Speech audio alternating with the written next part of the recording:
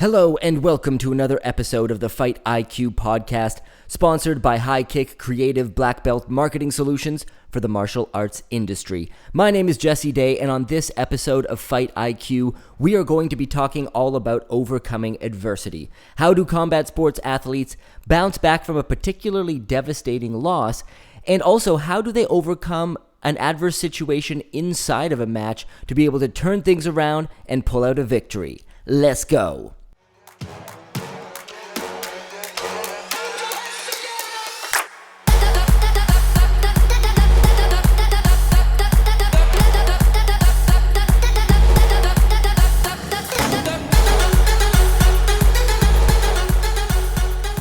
I know that a really pivotal moment for me was when I got knocked out by Sophie in boxing. It was a brutal knockout. I mean, it was like the whole place got silent. It was like a funeral, you know?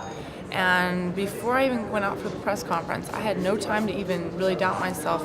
My coach pulled me aside and he looked right at me. He said, "Holly, listen, you're going to go out to this press conference." And I said, "Yeah," because a lot of people even leave from a loss. And he's like, "You're going to go out to this press conference. You're going to talk about it. You're going to face this because let's start right now. Let's fix the problem right now." I said, "Yeah, we are." And he said, "They're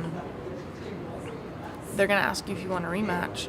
And you know what you're going to say?" And I said, "What's that?" And he goes, "Hell yes. Because guess what? Muhammad Ali got knocked down and he came back. He's a legend and I'm capable of doing this." He goes, "Because you're capable and you can beat her." So that was an interview with Holly Holm, UFC fighter, and she discussed her devastating knockout loss in boxing that she was able to learn and grow from and come back. And that's what this episode is all about. And the purpose of this podcast is to not only entertain, but to inform and give you guys some ideas of how you can use the mentality of world-class fighters in your own lives. What are some situations that you've faced? What are some big adversities, some big losses? Because at this moment, we're talking about bouncing back from a loss. Have you taken a huge loss to the point where you were devastated? It could be in business. It could be in your personal life. It could be a financial loss. It could be so many things. And as human beings, we have a couple choices. We can crumble under the pressure. We can become depressed. We can start to develop negative habits because we feel like we need to seek out comfort above all else when we feel devastated. It's kind of a natural human reaction, right? When we experience something devastating, whether it be the loss of a relationship, whether it be any sort of loss, we tend to want to seek out comfort because we feel so bad inside, that negative feeling, that heavy feeling in your chest. I find that's where it manifests for me, is right in my chest. And just, it's so easy to fall into a state of depression and feeling sorry for yourself. And I think Holly made one really great point, was that her coach was the one who kind of talked her through it. After she faced the loss and she was getting ready to go into the press conference, he told her, "You can beat this girl and you tell them that you want a rematch."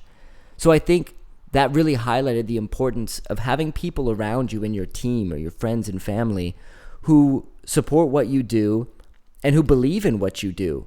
Like, look, with any endeavor in life, when you're trying to achieve something great, something big, not everybody's going to be on board.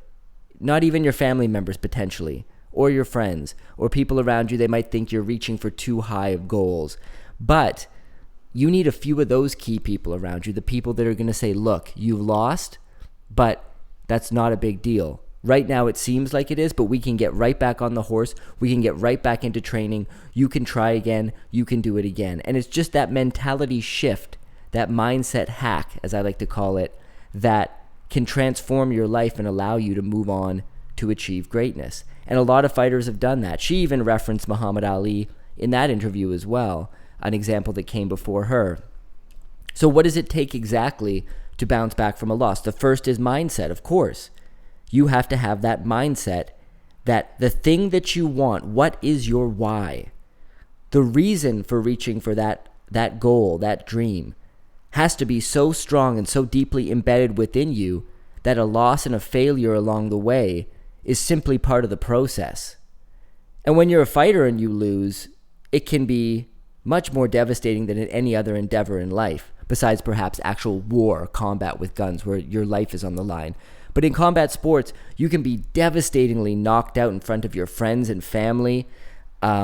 that's one thing that's very tough to deal with, not only for yourself, but for the people that you love who are watching you perform there in the ring.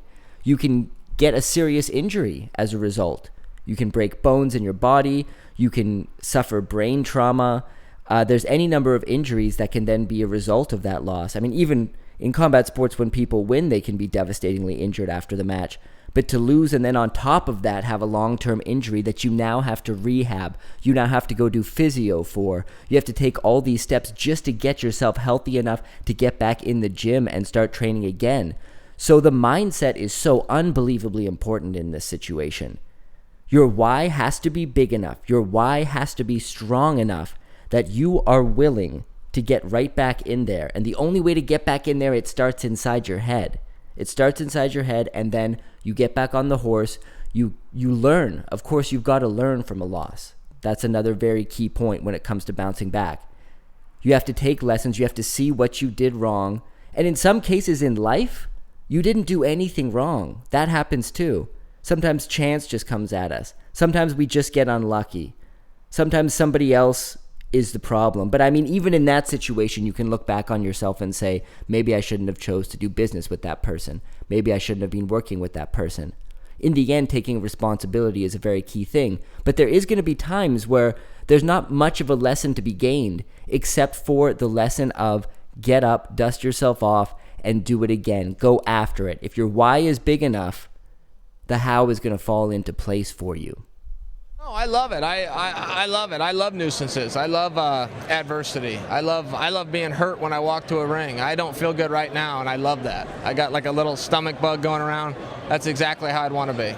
So now we're taking a step back from the fight itself and looking at the training process leading up to the fight and kind of embracing the uncomfortable in there. That was an interview with former Bellator and UFC fighter Chael Sonnen, now retired, but known for his work ethic. And in that particular interview with Ariel Helwani of MMA Fighting, he was talking about just being comfortable with adversity, wanting adversity, not only being okay with it, but not feeling right if something wasn't a little off. And I think that's such a brilliant mentality to embrace when it comes to fighting and to life in general. When it comes to a fight, when you're going through the process of training, all of the media obligations you have, we have to get up really early and you don't really feel like it, and it's going to throw your sleep off, but you have to appear on this radio show, all of the nagging injuries that tend to occur with fighters during a training camp because they're just training at their fullest. These are things that in many ways interfere with being perfect. The ideal thing is obviously for a fighter to be 100% healthy, nothing's gone wrong, fight night, everything's perfect. But the reality of the situation is it happens so rarely that why not embrace that sort of adversity during your training camp and leading up to the fight. That way you're already in a state where you're feeling a little off, you're feeling uncomfortable, you've got a bit of a nagging injury, but that's just normal. That's just another day at the office. So when you get inside the ring and you fight, you also become comfortable with any sort of adversity you might face in the match itself as well. So how can we kind of relate this philosophy, this way of thinking to our own lives? Just think of some things that you're doing, whether it's a personal goal. You want to get in shape, you want to lose some weight, you want to put some muscle on. That's a day in and day out commitment for the most part. I mean, it's going to be most days of the week that you're going to be training if that truly is your goal. And things are going to happen. Sometimes you're really not going to feel like going to the gym or picking up those weights or whatever it might be that you're doing for physical exercise. Sometimes you're going to feel a little bit sick. You're not going to feel at 100%. You might develop a few injuries here and there along the way. And there's going to be obstacles put in your path at all times. Can you embrace those obstacles? If you realize them and foresee that they're there and know that they're coming, know that in any endeavor that you're moving towards, there's going to be obstacles in your path. 100%. There's no straight lines to success, right? You're always going to encounter something. So if you can kind of put yourself in the mentality, like Chael was saying, of, I love it. That's how I want to be. I want there to be a nuisance. I love nuisances. I love being uncomfortable. I love having to deal with adversity. If I wasn't, I wouldn't feel right. What a powerful mindset to adapt for yourself and for myself as well. Let's look at another example. So we were talking about your own health. What about starting a business? I know this because I'm in the process of doing it myself. You've got to find a domain name for your website. You've got to get the domain. You've got to get hosting. You've got to either design the website yourself or find somebody to do it. You've got to get all your social media up. You've got to get a social media marketing strategy up and running. You've got to figure out how you want to do your marketing. You've got to do lead generation for all your potential clients. You've got to cold call them in many cases. You got to get on the phone and talk to somebody who's not expecting you to call. All these aspects. I mean, there's a ton I'm leaving out because I could go on when it comes to starting a business. There's so many aspects of that is uncomfortable, irritating, bothersome. Like, I don't love doing all that stuff. There's very few of those things I mentioned that I actually enjoy doing. But you got to do them. And if you're able to just embrace the fact that you have to do it, you don't have a choice. If you really want to get where you're going, you're going to be uncomfortable. So move towards that. Realize that if you're not feeling uncomfortable, maybe you need to push yourself even more. And I think that's a huge lesson we can take away from what Chael was saying in that interview.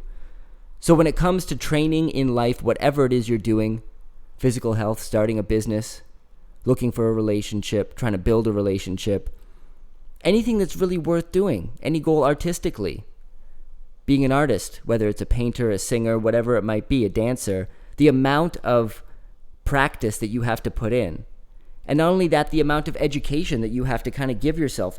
Fortunately, we live in an era where self-education is more possible than ever with all the information available online that you can look at, but you still have to take the information in, be attentively paying attention to the information, making notes, doing whatever you need to do so you can retain it. And you're going to find obstacles in your path in that endeavor as well. Anything worth doing is going to come with a level of uncomfortability. Sometimes it gets extreme, and sometimes it's great. That's why the payoff is so wonderful when you can successfully achieve something that you worked so hard for. And that's why I believe, and a lot of fighters develop this mentality as well, that it's better to win through adversity than to win easily. Because if it's just a straight line to your goal and you're able to just get it, it's not really that big of a goal, I would imagine. If big goals could be achieved so easily, everybody would be driving around in a Bentley with millions of dollars, achieving whatever they want to achieve. But it takes an incredible amount of effort. And I think that willingness to embrace the uncomfortable, embrace the suffering, and move into it and move towards it instead of away from it is a big lesson we can take away from fighters. The quality, I guess, that I don't like to showcase in this sport, but I had to tonight, was just toughness, right? A lot of people, when they get slammed and punched hard by Robbie Lawler, they say, I'm fucking out of here. Or they'll roll over, they'll give up their back, and they'll get choked out. But that just wasn't going down like that. I was going to keep fighting until I got what I wanted. So, I think I showcased some toughness. I faced some adversity, and I haven't really faced a lot of that in my career. I've been so much better than people that I haven't needed to show that quality, which, I'd probably prefer it to be that way. But if I got to show some toughness once in a while, that's probably a good thing. That was Ben Askren talking about his contest with Robbie Lawler in the UFC, where he got absolutely smashed and pummeled and obliterated for the first segment of the fight. Picked up, thrown to the ground. His face was punched multiple times in the most vicious of manners. Anybody who knows Robbie Lawler knows he's one of the most dangerous and hard-hitting strikers in the history of the sport. So Ben Askren took the worst he had, ended up battered, bloody. His arm was pinned behind his back when he was on the ground, so it was really tough for him to maneuver his way out of that situation. But he kept calm. He kept his composure even as blows were raining down on him and his head was bouncing off the mat from the impact. He was able to keep his composure, figure out a way to get out of that position, get back to his feet, then get the takedown and secure the choke to get the victory in the end. Now, as he mentioned there, a lot of fighters would have just simply rolled over and allowed themselves to be choked after taking so much punishment. They would have looked for a way out because it was so clear to everybody watching that this was not going to go Ben's way. It was probably clear to Robbie Lawler in that moment this was not going to go Ben's way. I think the only person in that whole arena that night who believed that it might still be able to go their way was Ben Askren himself. And there's so much to be learned from that particular attitude in life as well. So I just want to talk a little bit about that, about overcoming adversity in the moment, pivoting and adjusting so that you're able to snatch victory from the jaws of defeat. So there's so many situations in our everyday life where we can think about these sort of things happening, where we're competing in something, where we're trying to give a sales presentation, maybe close somebody on an idea, anything at work, at your day-to-day job, whatever it is you do, you're going to have stuff thrown at you out of nowhere that you weren't expecting. Sometimes things are going to be way harder than they appeared to be at first. I'm sure we've all experienced that, where you decide, you know what, I want to try this thing out. I think I'm going to do this. And then as you start to get into it, you realize, wow, this takes way more effort than I thought. This is way harder to learn than I thought. And that's just the way it is. I think as I was mentioning before, like when you have any big goal that's worth achieving, it's never a straight line. There's obstacles that are going to come your way. And it's the same thing in life. You're going to get beat down and smashed sometimes, just like Ben Askren was. So do you crumple up? Do you turn over and allow life to choke you out? Or do you say, okay, this is the situation I'm in now. I'm going to try to stay calm. I'm going to gather my thoughts, and I'm going to figure out a way to get out of this situation. Maybe in the end I will still lose, but I'm at least going to put my best effort forward to try and make sure that doesn't happen. As long as there's even a 1% chance of me being able to get out of this and win, then I'm going to give it a shot. Because in the end, you try your best and you lose, that's the right type of loss to take. Putting everything you've got, standing and staring at the jaws of defeat and fighting against them, and you still lose, that's the best type of defeat. What could be better in a loss? Of course, coming back and winning like Askren did in that fight, and like many fighters have done in come from behind victories, is obviously the best outcome when you're in that situation. However, it doesn't always work out that way. And then we kind of loop back to bouncing back from a loss, overcoming adversity in that sense. So in the moment when life throws things at you and it feels like you are getting trounced, nothing's going your way, you've tried 10 times to do this one thing and every single time you've failed.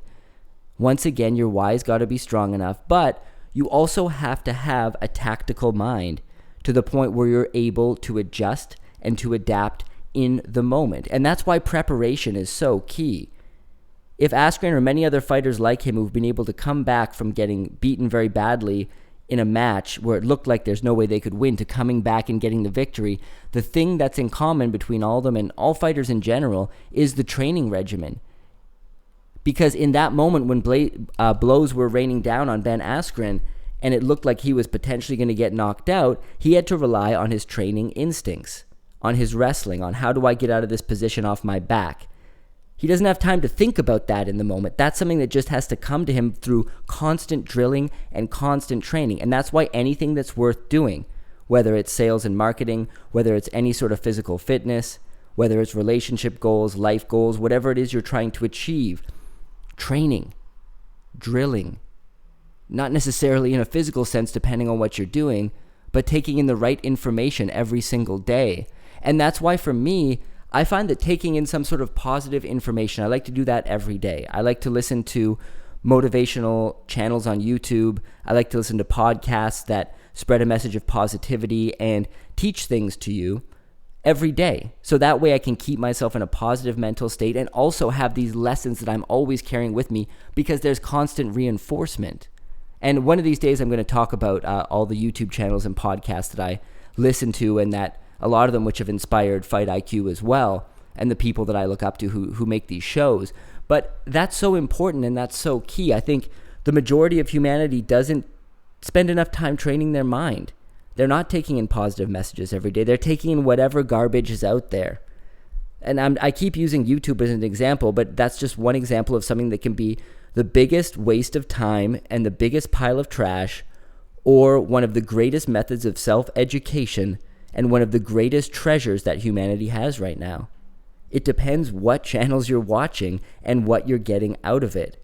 On the internet right now, we have world-class experts in so many different fields giving away content for free or unbelievably cheap to the point where you can learn directly from them. So drill your mind, right? It's the same thing when it comes to training. Maybe you're not a fighter, but maybe you're another type of athlete. Maybe you're just a person who wants to get in shape who's not necessarily an athlete. It can be boring, it can be a grind, but the more you train and drill the same movements, the better you become at them, and the less chance that you're going to get injured along the way. So I think the lesson we can take from fighters that come back from being behind in a fight and are able to win is simply that their training instincts kick in. they first of all have to have that mental toughness, that mental fortitude to not just go, you know what, I'm going to call it a night. And that happens in fighting sometimes too. You sometimes see that. A person is getting beat down and you can just tell that they decide to roll over and give up a bad position so they get choked out or they get submitted. Because, in fighting, it's very taboo to tap out to strikes, which I don't agree with at all. I think that's a foolish, tough guy mentality that needs to go. So when blows are raining down on you, sometimes the ref doesn't necessarily step in early enough. But if a fighter taps to strikes, they're considered a loser by a lot of their peers. It makes them look bad. So they generally tend to find another way out, such as giving up their neck or another position so they can get submitted and kind of go out on their sword, so to speak, go out on their shield. I don't agree with that, but that's not really the point of this episode. The point is being able to think in the moment, to be tactical under pressure. That requires repetition. So when it comes to thoughts, when it comes to education, I think that's a drilling repetition every day. Learn something new every day and reinforce the things that you already know that are working for you every day as well. Because it's through constant reinforcement that those messages get embedded in the subconscious mind and they become a part of your general thought patterns. So preparation is key. And realize that sometimes you are going to take a loss, but you might as well fight with everything you've got to try to get the win, because that will make you grow potentially just as much as a win would. So before I sign off here, I want to leave you guys with just a short quote from UFC heavyweight champ Daniel Cormier. A lot of you guys might know him. He's considered one of the best in the world, and he's had a long-time rivalry with Johnny Bones Jones, considered to be the best pound-for-pound fighter ever, and he's lost twice to Jones at light heavyweight. But now he's fighting at heavyweight, and many people think he would be favored quite a bit if their third match was to happen at heavyweight. But Cormier wants none of it. He wants to fight Jones at light heavyweight again, where he would have a disadvantage in many people's eyes. And when asked why, here's what he had to say. I don't want to stack the deck. I don't want to stack the deck. I want to go and overcome odds. It's what I've done my whole life. I've always overcome.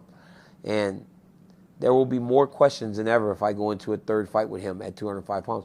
Well, you got beat the first time and you got knocked out the second time. How do you expect to win? That's me, though. That's me. Even in the face of severe and dire adversity, I feel like I can overcome. And I want to be able to overcome again. That is truly powerful stuff from Daniel Cormier, and a real insight into his mentality and the mentality of many of top world-class fighters. That's what this podcast is all about. So I want to thank you guys for joining me on Fight IQ, sponsored by High Kick Creative, Black Belt Marketing Solutions for the martial arts industry.